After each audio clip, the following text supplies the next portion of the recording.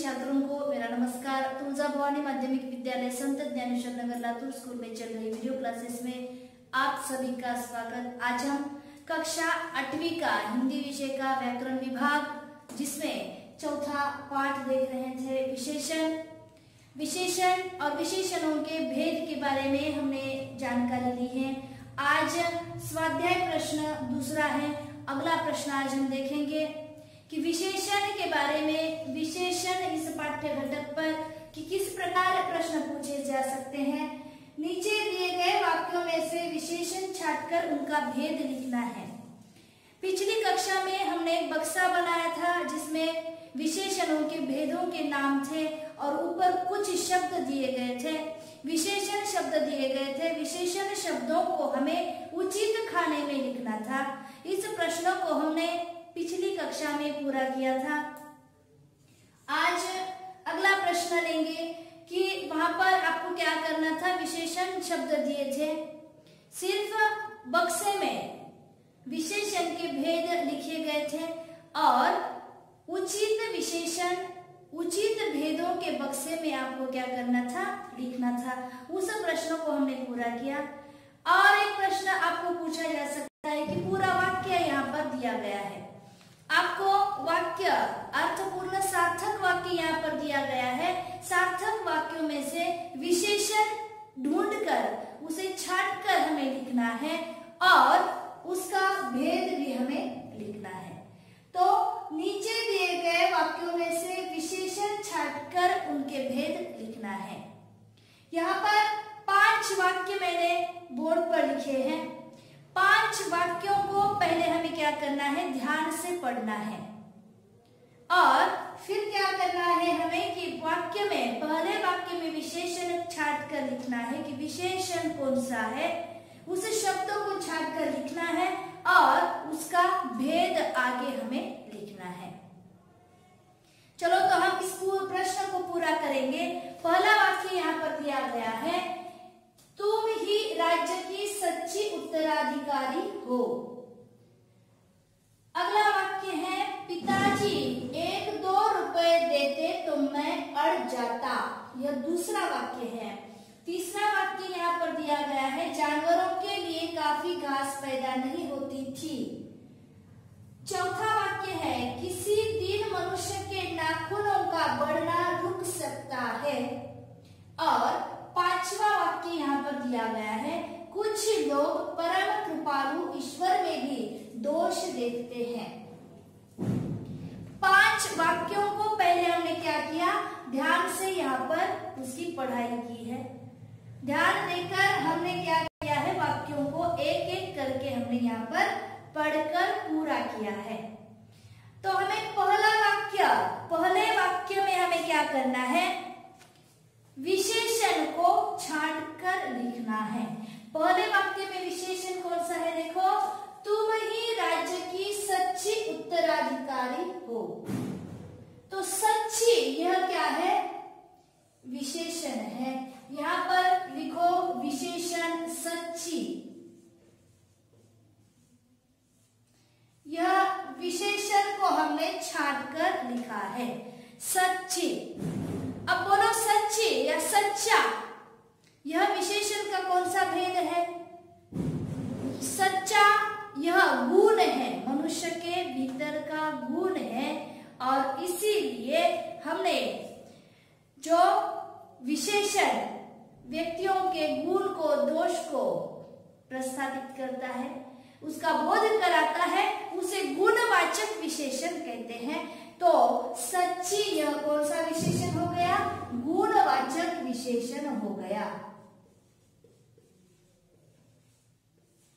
गुणवाचक यह विशेषण हो गया। आ रहा समझ में। पहला वाक्य था कि तुम ही राज्य की सच्ची उत्तराधिकारी हो। इस वाक्य में विशेषण है सच्ची और विशेषण का भेद है, यह गुणवाचक विशेषण है।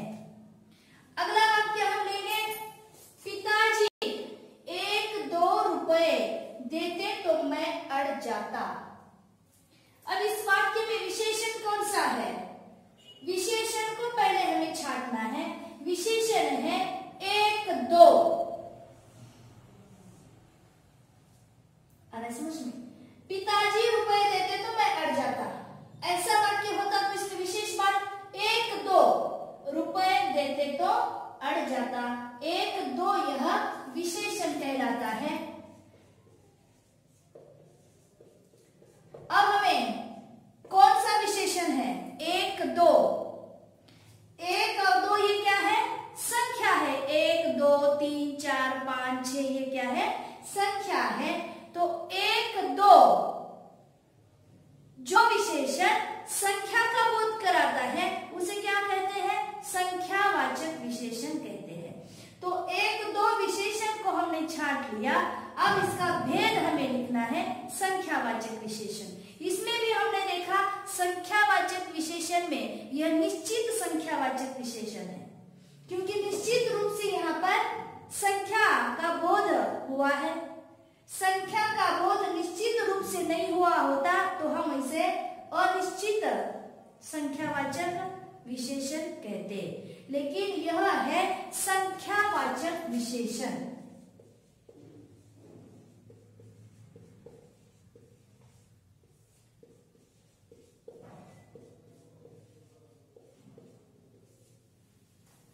दूसरा वाक्य हमने पूरा किया। दूसरे वाक्य को फिर से एक बार मैं पढ़ूंगी। विशेषण कौन सा है उसे हमने लिखा और विशेषण का भेद भी हमने लिखा है।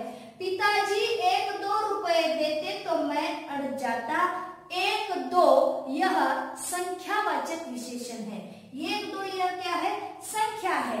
यहाँ पर संख्या का बोध कराता है, यह विशेषण संख्या का बोध कराता है, इसीलिए यह संख्यावाचक विशेषण यहाँ पर बनता है। तीसरा वाक्य हम लेंगे, जानवरों के लिए काफी घास पैदा नहीं होती थी। यहाँ पर तीसरा वाक्य है जानवरों को या जानवरों के लिए काफी घास पैदा नहीं होती थी। अब जानवर ये विशेषण है क्या? नहीं, जानवरों के लिए घास पैदा नहीं होती थी। इस प्रकार का वाक्य हमने लिया तो इसमें विशेष बात ऐसी कोई नहीं है। तो यहाँ पर जानवरों के लिए काफी यह क्या है? विशेषण कहलाता है। काफी, काफी यानी बहुत सारा, जितना चाहिए होता है उतना। जैसे काफी यह विशेषण है और काफी यह शब्द परिमाण का बोध कराता है, इसीलिए हमने जो विशेषण परिमाण का बोध कराता है, नापतोल का बोध कराता है, उसे हम क्या कहते हैं? परिमाणवाचक विशेषण। तो काफी यह विशेषण का कौन सा भेद है? परिमाणवाचक विशेषण।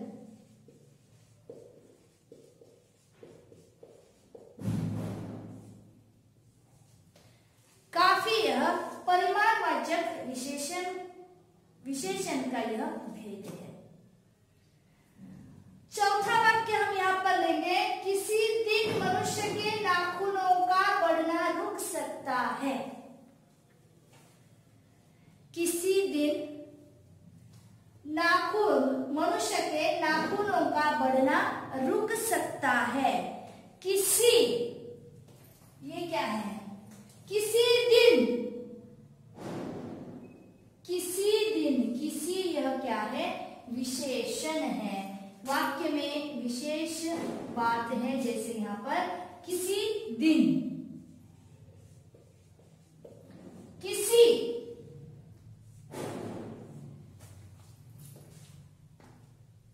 दिन मनुष्य के नाखून, कुछ दिन, किसी दिन, यह सार्वनामिक विशेषण यहाँ पर कहलाता है। सार्वनामिक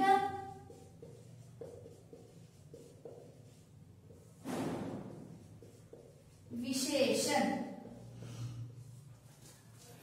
विशेषण का कौन सा भेद है? सार्वनामिक विशेषण। पांचवा वाक्य यहाँ पर हम लेंगे, कुछ लोग परम कृपालु ईश्वर में भी दोष देखते हैं।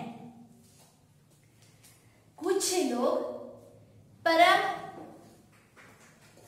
कृपालु ईश्वर में दोष रखते हैं।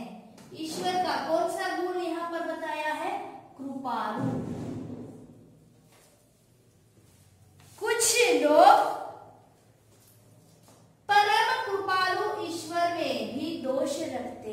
हैं या दोष देखते हैं। यह वाक्य है कृपालु यह मनुष्य, कृपा करना, कृपालु यह मनुष्य के भीतर का गुण है, इसीलिए यह हो जाएगा कृपालु, यह विशेषण होगा और विशेषण का भेद है यहाँ पर गुणवाचक विशेषण।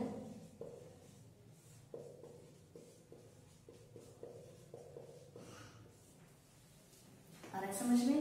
तो हमने विशेषण इस पाठ के बारे में पहला प्रश्न देखा था। आज हमने दूसरे प्रश्न के बारे में चर्चा की है।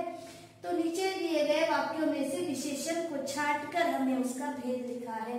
तो ये हो गया, पहले वाक्य में सच्ची यह विशेषण है, विशेषण का भेद है गुणवाचक विशेषण। दूसरे वाक्य में एक दो यह विशेषण कहलाता है और एक दो यह संख्यावाचक विशेषण है। तीसरे वाक्य में काफी यह विशेषण कहलाता है और यह परिमाणवाचक विशेषण है। आगे है किसी, किसी यह सार्वनामिक विशेषण है। और पांचवें वाक्य में शब्द है, विशेषण शब्द है कृपालु, तो कृपालु यह गुणवाचक विशेषण है, विशेषण का भेद है गुणवाचक विशेषण। आ रहा समझ में? तो यहाँ पर वाक्य दिए गए हैं, हमने क्या किया, वाक्य पढ़कर वाक्य में पहले विशेषण को हमने क्या किया है, परखा है, विशेषण को जान लिया है कि विशेषण कौन सा है, विशेषण को हमने पहचाना है और विशेषण छांटकर हमने आगे उसका भेद लिखा है। एक प्रश्न में हमें दो प्रश्न पूछे गए हैं, पहले तो विशेषण कौन सा है और विशेषण पहचान कर विशेषण को छांटकर उसका भेद लिखना है। अरे समझ में? आगे इसी प्रकार विशेषण के प्रश्न के बारे में हम चर्चा करेंगे अगली कक्षा में। इसी कक्षा में हम यहीं पर रुक जाते हैं। धन्यवाद।